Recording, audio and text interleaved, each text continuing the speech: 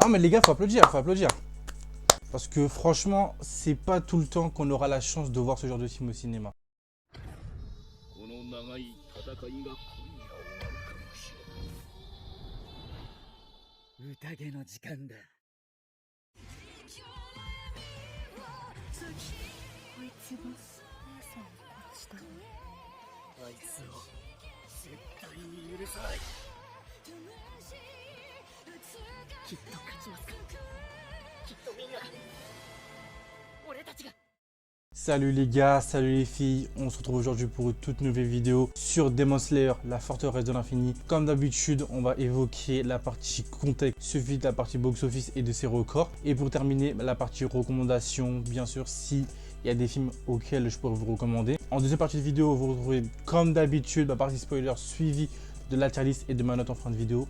Donc maintenant que tout est dit, commençons. On reprend exactement là où l'histoire s'est arrêtée avec Muzan qui a téléporté tous les piliers dans la forteresse de l'infini avec Tanjiro, Inosuke, Zenitsu. Et là, on suit l'affrontement final de la toute première partie de la fin du manga auquel ils vont devoir se battre contre les lunes supérieures s'ils veulent avoir une chance de tuer Muzan. Bah franchement les gars, je tiens clairement à féliciter Ufotable, Crunchyroll et aussi Sony parce que ça fait partie aussi. Parce que pour la production du film, ça y est, ils ont été vraiment très forts pour le coup. C'est le cas de le dire. Et aussi que ce soit en termes de bande son ou même d'animation, là franchement on sent et on le voit qu'ils ont mis le paquet. Déjà même en termes de musique, ils ont ramené littéralement Aimé et Lisa.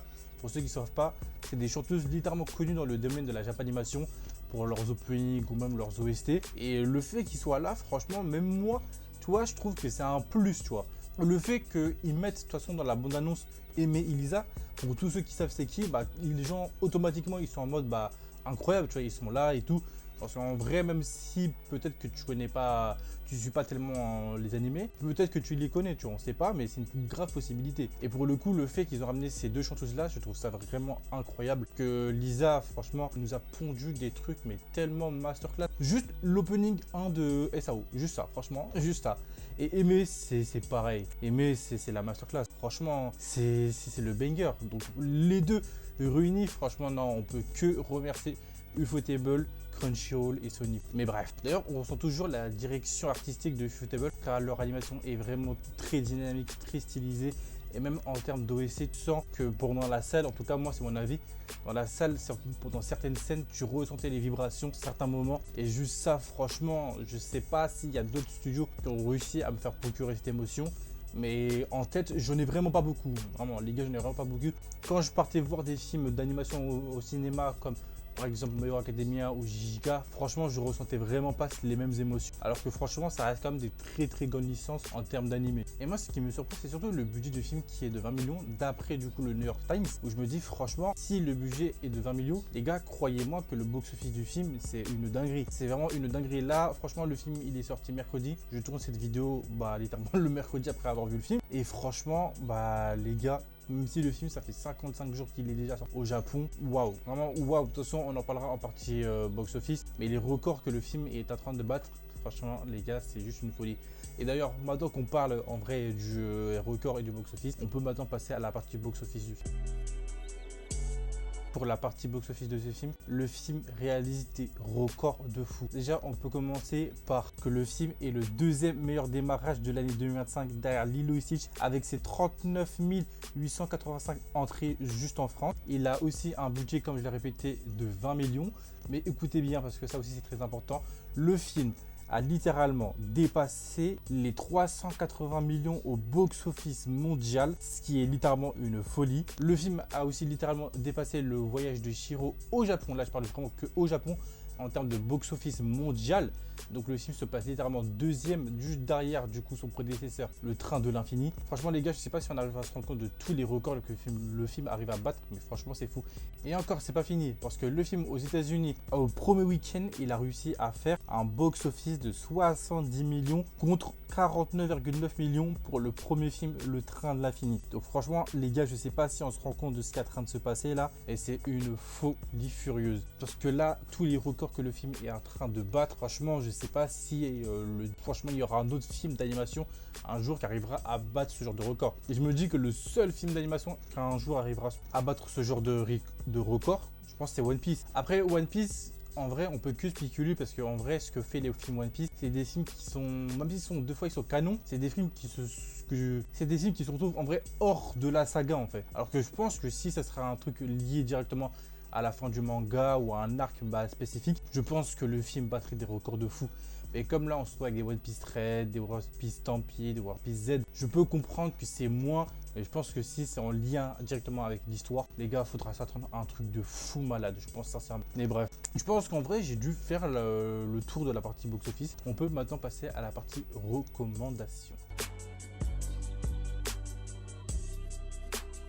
Bah, en vrai les gars, pour cette partie recommandation, en vrai c'est une dinguerie parce que je veux pas vous conseiller un film à la hauteur de ce film en fait, en termes d'animation. Et les seuls films que je peux vous conseiller, c'est soit des films que vous avez déjà vus, ou soit des films que vous pouvez en vrai découvrir, mais il faut rattraper des épisodes d'animé par exemple. Donc en vrai, moi ce que je pourrais vous conseiller, c'est pour tous ceux qui n'ont pas vu Le Train de l'Infini, c'est de voir Le Train de l'Infini.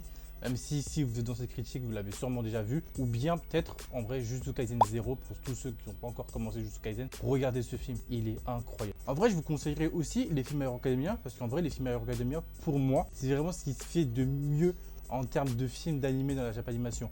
Or, les films Demon Slayer, My Hero Academia, vraiment c'est très fort. Et si vraiment vous recherchez vraiment un style d'animé vraiment semblable à Demon Slayer, je peux que vous conseiller à commencer la saga Fate Stay Night ou Fate, qui est aussi réalisée par le même studio que Demon Slayer, qui est du coup Ufotable. Donc je m'attends que tu te dis, les gars, je passe maintenant à la partie spoiler. 1の型しか使えない俺と1の型だけ使えないあんた俺が勝つならあんたはクズだ一緒にすんじゃねえこ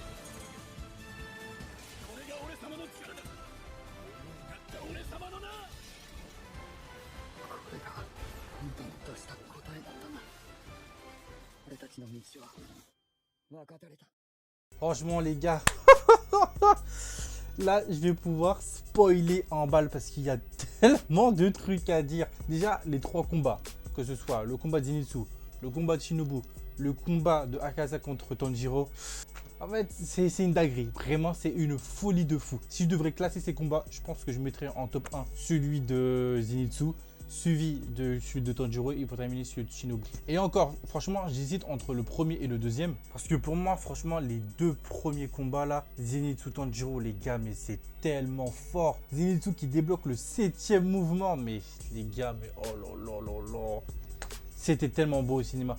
En plus, dans le cinéma, quand il le faisait, ça tremblait. C'était incroyable. Franchement, c'était incroyable. Mais pour moi, c'est pas le meilleur moment du film. Parce que pour moi, le meilleur moment du film, ça reste le passé d'Akaza. Malgré que le film contient beaucoup de flashbacks, le passé d'Akaza, pour moi, c'est le meilleur truc. Akaza, Akuji, appelez comme le voulez. Mais ce mec, c'est le MVP du film. Ce mec est incroyable. Franchement, j'en connais plus d'un qui aurait sombré comme lui. Ah, clairement. Franchement, ce qu'il a subi, c'est tellement grave en vrai. Et franchement, c'est triste en vrai de vrai, faut le dire. C'est clairement triste. Et j'ai envie de dire que là, pour une fois, on remarque que littéralement, c'est pas Akaza qui a décidé d'être un démon. Mais c'est littéralement Muzan qui l'a croisé sur la route et qui l'a littéralement transformé en démon.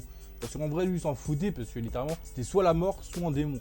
Donc, dans tous les cas, il allait devenir un démon. Et en plus, en vrai, on se rend compte que Akaza n'avait vraiment pas un mauvais fond. C'est juste que comme Muzan, il transforme du coup les gens en démons, bah, les gens perdent leur mémoire en fait. Donc, ils se souviennent pas. Et c'est littéralement pour ça que je pense aussi qu'à la fin, il décide de pas se régénérer et tout simplement de partir. Moi qui pensais qu'il allait faire une alliance avec Tanjiro et tout, en fait, non, pas du tout. Et c'est là qu'on se rend compte que vraiment, les lunes supérieures sont vraiment très fortes. Parce qu'ils étaient quand même en 2 contre 1. Il y avait comme Tokito et Tanjiro. Et ils ont quand même galéré. Faut se rendre compte de l'exploit d'Akaza. Ils ont quand même galéré. Il y a Tanjiro qui s'est littéralement évanoui. Tomioka qui arrivait littéralement plus à se lever. Si Akaza aurait décidé de se lever, bah ils étaient littéralement morts. En fait, clairement mort. Et c'est là que je me dis franchement les lunes supérieures, mais en plus qui restent, ils vont faire comment en fait? Littéralement, ils vont faire comment?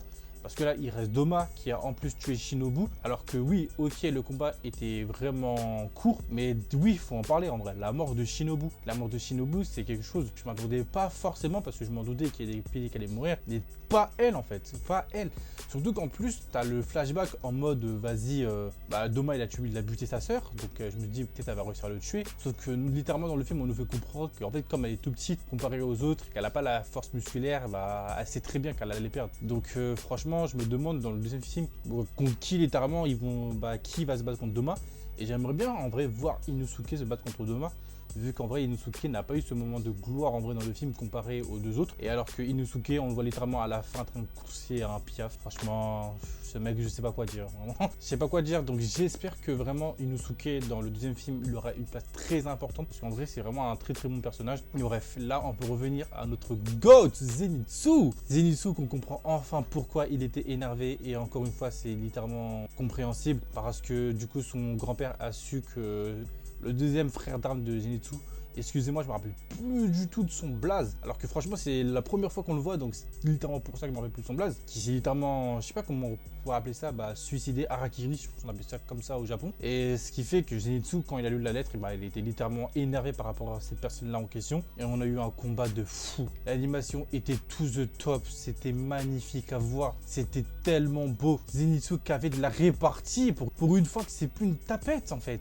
Enfin, merci Zenitsu. Là, Zenitsu qui nous prouve que c'est un des meilleurs personnages de Demon Slayer, encore une fois. Donc là, on a vraiment eu un très très beau combat. Du coup, je suppose que sur les deuxièmes films, ce sera beaucoup plus axé sur les personnages qu'on n'a pas encore vus, que ce soit Mitsuri, Sanami, le pilier du serpent, Gyomei, Tokito. Donc moi, je pense que Gyomei et Tokito vont se battre contre la première lune, mais ça m'étonnerait qu'ils soient que deux.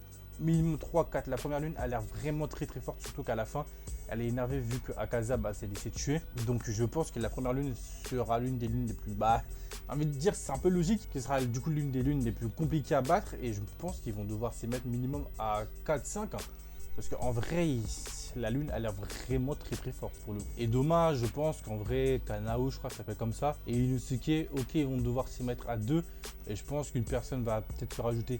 Je vois bien en vrai Mitsuri, puisque j'ai l'impression que Doma bute que des filles. Donc Mitsuri pour tuer Doma, en vrai, ça serait vraiment parfait. Mais après, après, j'ai pas envie de faire de théorie, parce que j'ai pas envie de me faire littéralement spoil. Donc franchement, je vais pas faire de théorie. Mais j'ai une petite idée en tête de qui pourrait mourir et qui pourrait survivre. Je voulais aussi revenir sur Muzan qui commence littéralement à me faire chier, les gars. Il me fait chier parce que c'est ça, putain de lâche, ce bâtard là, à se cacher. En plus, du coup, on voit littéralement que Tamiyo est en train de se faire absorber par Muzan. Donc, comment elle va faire? Est-ce qu'elle va survivre? Est-ce qu'elle va réussir à s'échapper de là? Franchement, je suis pressé de voir ça. Il y a aussi des petits moments que j'ai grave kiffé avec le fait qu'on revoit Tengen et le père de Rengoku protéger du coup le fils de Ubuyashiki, ou je sais plus comment il s'appelle, le chef des piliers là. Mais franchement, le fait que du coup on apprend que son fils est encore en vie pour du coup continuer la lignée, je trouve ça vraiment grave importante. D'ailleurs, je me demande comment son fils du coup il va faire, parce qu'en vrai la forteresse fait que de bouger à chaque fois, donc ça a l'air vraiment presque impossible. Et je me dis que dans le deuxième film, il y a sûrement d'autres piliers ou d'autres personnes qui vont essayer d'aller tuer littéralement la personne avec le... Je sais pas comment s'appelle l'instrument de musique, mais ils seront littéralement obligés, parce que sinon je sais pas comment ils vont faire pour trouver Muzan.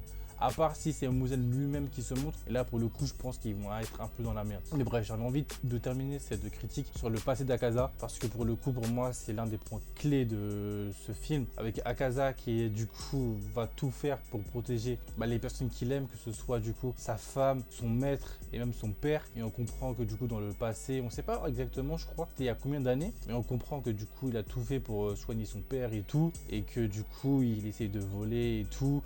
Et à chaque fois, il se faisait frapper par les gens parce qu'en fait, il était littéralement pauvre. Littéralement pauvre, il avait rien, il pouvait littéralement rien acheter pour soigner son père. Jusqu'à là, il y a un jour, il va rencontrer une personne qui va le prendre sous son aile, où du coup, il va devoir soigner une fille avec laquelle il va tomber amoureux, et cette fille aussi, ils vont se marier. Sauf que tu as la scène où littéralement, puisque en fait, on nous fait comprendre que durant le film, l'endroit où Akaza habitait avec la fille et son maître, c'était un endroit qui était convoité par les gens du village, et ils ont littéralement empoisonné l'eau du village, qui a causé la mort de la fille et du maître, et Akaza va partir dans une folie monstrueuse. Et c'est là que j'ai vraiment bien aimé, parce que pour moi ça m'a littéralement fait penser à Obito dans Naruto, et pour le coup c'est deux personnages très bien écrits, que ce soit Obito ou Akaza. Et pour le coup là, merci Ufotable, merci, j'ai oublié le nom du créateur, je crois que c'est Gotaru, je sais plus exactement, pour cette histoire. Et encore une fois, ça nous prouve que Demon Slayer n'est pas simplement de l'animation, mais juste une histoire incroyablement bien écrite. Et bref, je pense les gars, on peut terminer par ma note et ma tier list. Si je devrais mettre une note, moi les gars, 9 sur 10 clairement. Et la tier list, je mettrai ce film dans Masterclass. Donc les gars, les filles, c'est déjà la fin de cette vidéo. N'oubliez pas de commenter, liker et partager, et on se dit à la prochaine pour une prochaine vidéo. Salut tout le monde.